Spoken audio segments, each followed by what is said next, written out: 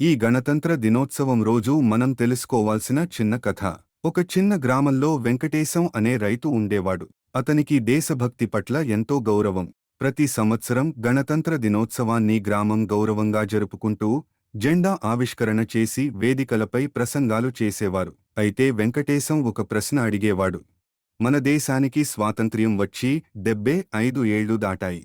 కాని మన గ్రామం మార్పు ఎందుకు చూడలేదు? అతనికి పక్కన ఉన్న మరొక రైతు రాములు స్పందించాడు. మన కోసం ఎదురుచూడటం ఎందుకు? మనం మార్పు తీసుకురావాలి.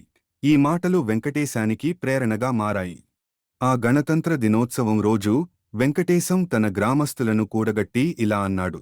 మన దేశాన్ని అభివృద్ధి చేయడం మన చేతుల్లోనే ఉంది. మనం ప్రతి ఒక్కరూ మన బాధ్యతను గుర్తించాలి. చిత్తశుద్ధి, క్రమశిక్షణతో మన గ్రామాన్ని ప్రగతిపథంలో నడిపించవచ్చు. గ్రామంలోని చెత్తను తొలగించి ప్రతి వీధిని శుభ్రంగా ఉంచడం ప్రారంభించారు. పిల్లలందరికీ చదువు అవకాశాలు కల్పించారు. రైతులు కలిసి సమర్థవంతమైన పద్ధతుల్లో సాగు చేయడం ప్రారంభించారు. తరచూ వెంకటేశం గణతంత్ర దినోత్సవంపై ఇదే చెప్పేవాడు. గణతంత్రం అంటే స్వేచ్ఛ కాదు, కర్తవ్యాన్ని గుర్తించడం. నీతి, మార్పు అనేది మన చేతుల్లోనే ఉంటుంది. దేశాన్ని అభివృద్ధి చేయడం మనందరి బాధ్యత. జై హింద్.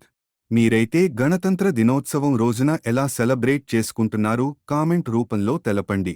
ఈ వీడియో నచ్చితే లైక్ చేసి షేర్ చేయండి. మరిన్ని వీడియోల కోసం సబ్స్క్రైబ్ చేసుకోండి.